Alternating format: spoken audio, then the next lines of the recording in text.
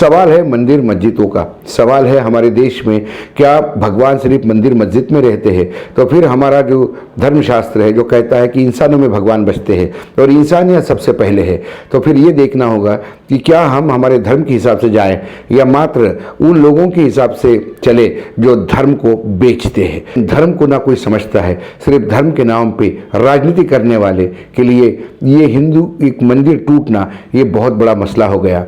शायद ऐसे कई है जो मंदिर टूटने की बात करते हैं और जो लड़ाई रास्ते पे आके लड़ने की बात करते हैं, शायद सुबह नहाने के बाद भगवान को हाथ भी नहीं जोड़ते।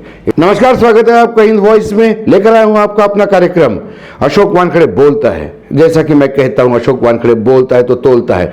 तुलेगा कौन? हमारे यहाँ की राजनीतिक पार्टियां। तुलना भी इसलिए जरूरी है कि दिल्ली में बहुत दिनों से यह प्रयास हो रहा है कि चांदनी चौक का जो क्षेत्र है, लाल किले से लेकर सामने तक, वो तमाम क्षेत्र एक अच्छा एरिया डेवलप हो जाए ताकि जो पर्यटक आते हैं उनके लिए एक अच्छी तस्वीर सामने हो जाए। आज वहाँ पे जब हम जाते हैं तो वहाँ से गाड़ी निकालना मुश्किल हो जाता है और ऐसा लगता है कि क्या ये वही दिल्ली की शान कहलाता है? क्या ये इतना यदि कंजेस्टेड एरिया है तो फिर ये शान कैसे? दिल्ली की उस सौंदर्यकरण के इस पे जब काम हो रहा था तो एक मंदिर टूटा। मंदिर टूटने के बाद तमाम राजनीतिक दल सक्रिय हो गए और सबको हनुमान जी के प्रति प्रेम आ गया और सब एक दूसरे के ऊपर आरोप लगा रहे, क्योंकि आने वाले समय में दिल्ली में नगर पालिका और नगर निगमों के चुनाव हैं। उसको देखते हुए सभी लोग हनुमान जी के प्रति समर्पित हो गए। सब कहते हैं कि हनुमान जी का ये प्राचीन मंदिर था और इसको तोड़ा गया। कांग्रेस कहती है कि बीजेपी और आम आदमी ने मिलकर तोड़ा। बीजेपी कांग्रेस को तो वैसे भी मुस्लिम समर्थक मानती है, इसलिए वो कहती है कि कांग्रेस को बोलने का अधिकार नहीं। आम आदमी पार्टी और बीजेपी आमने सामने है। वो कहती है कि दिल्ली सरकार ने गिराया, आम आदमी पार्टी कहती है कि इसको नगर पालिका ने गिराया। नगर परिषद का मामला यदि है तो एक एफिडेविट की बात बार बार आती है जिसमें नगर पालिका ने वो एफिडेविट दिया था, बाकायदा कोर्ट में कहा था कि हम मंदिर तोड़ने की ये डेट है और इस डेट को हम मंदिर तोड़ने जा रहे हैं। कोर्ट ने ये सवाल पूछा, इसका मतलब कोर्ट की भी इसमें कहीं ना कहीं मंजूरी होगी, नहीं तो कोर्ट वही रोक देता कि आप मंदिर तोड़ क्यों रहे हो।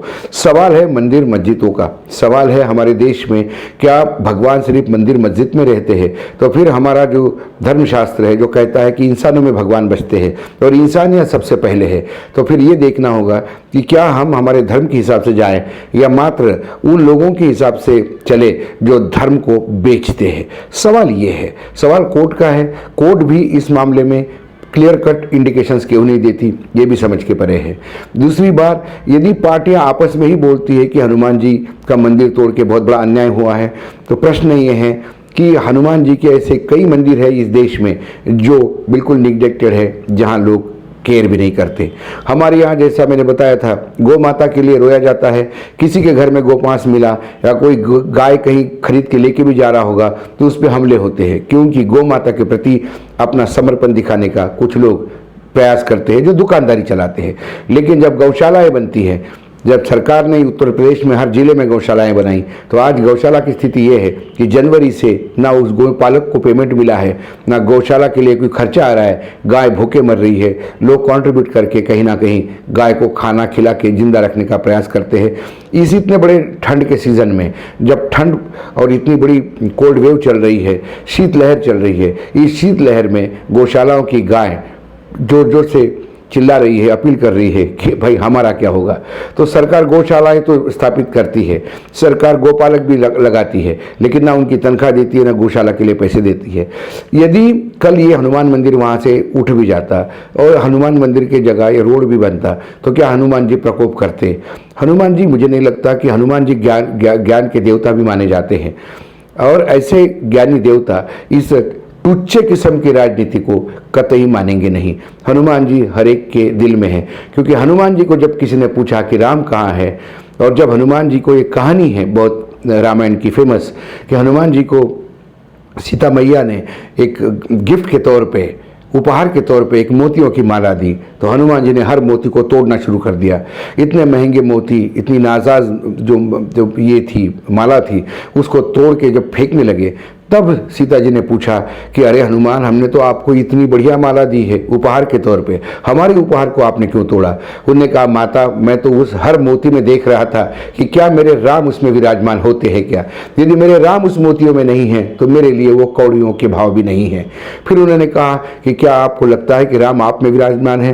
तो उन्होंने अपना सीना फाड़ के अपने हृदय के अंदर राम के दर्शन करवाए। ये है रामायण की कथा। शायद हमारे हनुमान को पूजने वाले इस बात को भूल गए होंगे।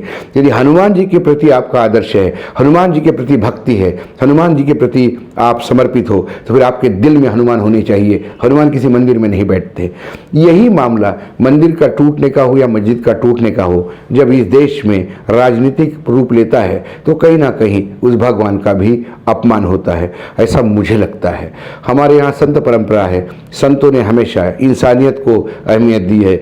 गीता ने इंसानियत को अहमियत दी है, गीता ने पर्यावरण को अहमियत दी है। जो हिंदू है गीता को मानते वही हाल कुरान का है। कुरान में भी पर्यावरण को बहुत ऊपर रखा है। कुरान को भी कभी ये नहीं कहा, वो तो कहते हैं कि मूर्ति, भगवान मूर्ति में होते ही नहीं। और हमारे यहाँ भी हम कहते हैं कि भगवान जो है ओंकार निराकार है, जिसका आकार ही नहीं वो भगवान है। भगवान को कौन आकार में बांध पाया? ये स्थिति हमारे धर्मों की है, लेकिन धर्म को ना कोई समझता है। सिर्फ धर्म के नाम पे राजनीति करने वाले के लिए ये हिंदू एक मंदिर टूटना ये बहुत बड़ा मसला हो गया। शायद ऐसे कई है जो मंदिर टूटने की बात करते हैं और जो लड़ाई रास्ते पे आके लड़ने की बात करते हैं, शायद सुबह नहाने के बाद भगवान को हाथ भी नहीं जोड़ते। यदि उनके घर में जाके पूछा जाए कि क्या सुबह वो घर भगवान की पूजा करते हैं, उनमें से कई लोग अपने घर में पूजा भी नहीं करते, वो महिलाओं के जिम्मे छोड़ देते हैं। ऐसी कई चीज़ें वास्तविकता में सामने आएगी। हमें राजनीति से ऊपर उठना चाहिए। यदि सर्वोच्च न्यायालय एक केस में ये कहता है कि कुछ कानून शिथिल भी किया जाए, लेकिन विकास निरंतर होना चाहिए। अब आज उसी सुप्रीम कोर्ट को यदि ये पूछा जाए कि चांदनी चौक का सौंदर्यकरण करने के लिए क्या यदि कोई चीज़ें टूटती है तो क्या ये जायज़ है क्या? मुझे एक किस्सा याद आता है। जबलपुर में एक कलेक्टर थे जैन साहब, और जब जबलपुर में ये देखा गया कि जबलपुर के रास्ते में इतना कंजेशन था क्योंकि हर जगह मंदिर और मस्जिद बने हुए थे, ऐसे 185 कंस्ट्रक्शन उस अकेले कलेक्टर ने सब समाज के लोगों को साथ में लेके वहाँ से निकाल कर बाहर एक कॉम्प्लेक्स बनाया जहाँ सबको ज़मीन दी गई कि आप अपने मंदिर और मस्जिद वहाँ स्थापित करो। कलेक्टर खुद मूर्तियों को अपने गाड़ी में लेके जाते थे और कलेक्टर मस्जिद टूटने के पहले खुद वहाँ पे नमाज पढ़ते थे अपने पत्नी के साथ। ये सद्भावना दिखाकर एक भी खून की बूंद नहीं गिरते हुए और कोई भी आंदोलन सामने नहीं खड़ा हुआ और 185 मंदिर मस्जिद रास्ते से हटा के एक रास्ता चौड़ा हुआ और जबलपुर के सौंदर्य में 4 चांद लग गए। उनके लिए उन्हें राष्ट्रपति पारितोष भी दिया गया था, सम्मानित हुए थे। एक तरफ हम मंदिर मस्जिद हटाने वाले IAS अधिकारी को सम्मानित करते हैं, एक तरफ सर्वोच्च न्यायालय कहता है कि विकास के लिए कभी कोई गतिरोध नहीं होना चाहिए। दूसरी तरफ हमारे यहाँ एक मंदिर टूटता है तो उसके लिए लोग रास्ते पे आते हैं, और एक मस्जिद टूटने के मामले में देश ने कितने सालों तक ये लड़ाई लड़ी है, कितने राजनीतिक दलों ने रोटियां सेकी है, ये आपने देखा है। इसलिए मैं कहता हूँ, जब तोलता हूँ तो मुझे ये पाया जाता है कि धर्म हमारे यदि एक तराजू में है और नेता हमारे दूसरे तराजू में है तो वो तुच्छ है। हमारा धर्म बहुत वजनदार है। एक मंदिर टूटने से या मस्जिद टूटने से धर्म गायब नहीं होते या धर्म खत्म नहीं होते। हमें ये देखना होगा और धर्म क्या है ये समझना होगा। आज इतना ही। कल फिर आऊँगा या अगली बार जब भी आऊँगा आपके पास सामने कोई नए विषय के साथ आऊँगा। तब तक आप देखते रहिएगा हिंद वॉइस।